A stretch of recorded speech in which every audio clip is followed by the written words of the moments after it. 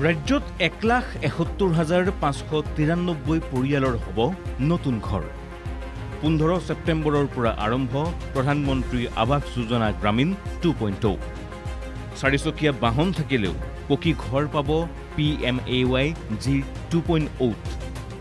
দেশৰ প্ৰতিটো পৰিয়ালৰ বাবে এটা পকী ঘৰ। সমাজৰ শেষৰজন লোকৰ বাবেও পকী আৱাস নিশ্চিত কৰাৰ লক্ষ্যৰে আৰম্ভ হ'ল প্ৰধানমন্ত্ৰী আৱাস যোজনা গ্ৰামীণৰ দ্বিতীয় সংস্কৰণ। লক্ষ্য 5 বছৰত 2 কোটি ঘৰ নিৰ্মাণৰ। 2024-25 বৰ্ষত অসমত নিৰ্মাণ হ'ব 1,71,593 চৰকাৰী ঘৰ। 15 ছেপ্টেম্বৰত প্ৰথম কিস্তিৰ ধন লাভ কৰিব হিতাধিকাৰীয়ে। আমি আগন্তুক 30 ছেপ্টেম্বৰৰ ভিতৰত আমি সম্পূৰ্ণ কৰাৰ কাৰণে ইতিমধ্যে নিৰ্দেশ দিছোঁ। এতিয়া নতুনকৈ আমি পুনৰ 1,71,593টা গৃহ নতুনকৈ পাবলৈ আমি সক্ষম হৈছোঁ। এইবাৰ প্ৰিফাৰেঞ্চ দিছে, প্ৰথমতে দিছে যিসমূহ ট্ৰাইবেল এলেকা, এই ট্ৰাইবেল এলেকাসমূহক প্ৰিফাৰেঞ্চ দিয়াৰ বাবে ট্ৰাইবেল অধ্যুষিত জিলাসমূহে বেছিকৈ পাবলৈ সক্ষম হৈছে। এইবাৰ জনজাতিসমূহক অধিক গুৰুত্ব দিছে চৰকাৰে। বৃহস্পতিবাৰৰ ভিতৰত জিলা আয়ুক্তক তালিকা সাজু কৰাৰ নিৰ্দেশ দিছে মন্ত্ৰীয়ে। অযোগ্য হিতাধিকাৰীক ঘৰ নিদিয়াৰ বাবে তালিকা পৰীক্ষা কৰিব বিধায়কে। মই বিধায়কসকলক আহ্বান জনাইছোঁ যে বহু সময়ত এটা অভিযোগ পোৱা যায় যে পোৱা মানুহে ঘৰ পুনৰ পায় বুলি এটা অভিযোগ পোৱা যায়, বা যাৰ পকী ঘৰ আছে এই পকী ঘৰত থকা মানুহে ঘৰ পোৱা এটা অভিযোগ আমি পোৱা যায়। সেই তালিকাসমূহ যাতে বিধায়কসকলক যাতে অৰ্পণ কৰি তাত কাটিবলগীয়া নাম, অৰ্থাৎ যিসকলে এলিজিবল নহয়, অৰ্থাৎ কাৰোবাৰ যদি ঘৰ আছে পূৰ্বতে, সেই নামসমূহ সেইগৰাকী বিধায়কৰ পৰামৰ্শৰ আধাৰত যাতে নামসমূহ যাতে কৰ্তন কৰে তাৰ কাৰণে আহ্বান মই জনাইছোঁ।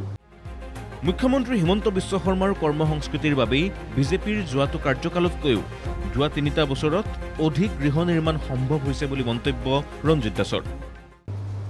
আমি যদি চাওঁ, মাননীয় মুখ্যমন্ত্ৰী ডক্টৰ হিমন্ত বিশ্ব শৰ্মা ডাঙৰীয়াৰ যি কৰ্মসংস্কৃতি, সেই কৰ্মসংস্কৃতিক আমি বিভাগৰ প্ৰতিগৰাকী মন্ত্ৰী বিষয়াকে আদি কৰি আঁকোৱালি লোৱাৰ ফলস্বৰূপে আমি এটা এই বিভাগত নতুনত্ব দেখিছোঁ।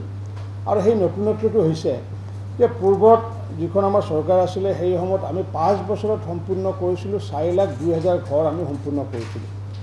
আৰু এতিয়া মাননীয় মুখ্যমন্ত্ৰী ডক্টৰ হিমন্ত বিশ্ব শৰ্মা ডাঙৰীয়াৰ মাৰ্গদৰ্শনত আমি 3.5 বছৰত আমি সম্পূৰ্ণ কৰিছোঁ 15 লাখ ঘৰ সম্পূৰ্ণ কৰিছোঁ। 15,13,133টা ঘৰ আমি সম্পূৰ্ণ কৰিছোঁ। এইবাৰ 4চকীয়া 3চকীয়া বাহন থাকিলেও কেঁচা ঘৰত থকা পৰিয়ালক পকী ঘৰ সাজি দিব চৰকাৰে। মাহে 15,000 টকা পৰ্যন্ত উপাৰ্জন কৰা পৰিয়ালেও পাব চৰকাৰী ঘৰ।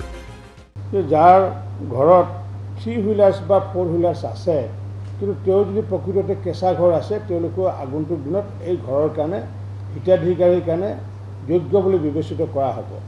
পূৰ্বতে 10,000তকৈ অধিক ইনকাম যাৰ মাহত প্ৰতি মাহেকত, তেওঁলোকক হিতাধিকাৰীৰ কাৰণে যোগ্য বিবেচিত কৰা হোৱা নাছিলে।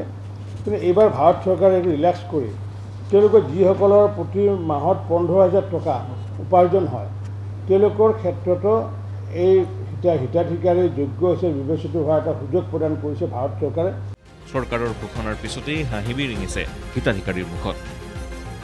ভিডিঅ' জাৰ্নেলিষ্ট সঞ্জয় ৰায়ৰ সহযোগত বঞ্জিত কলিতাৰ ৰিপৰ্ট NKTV+।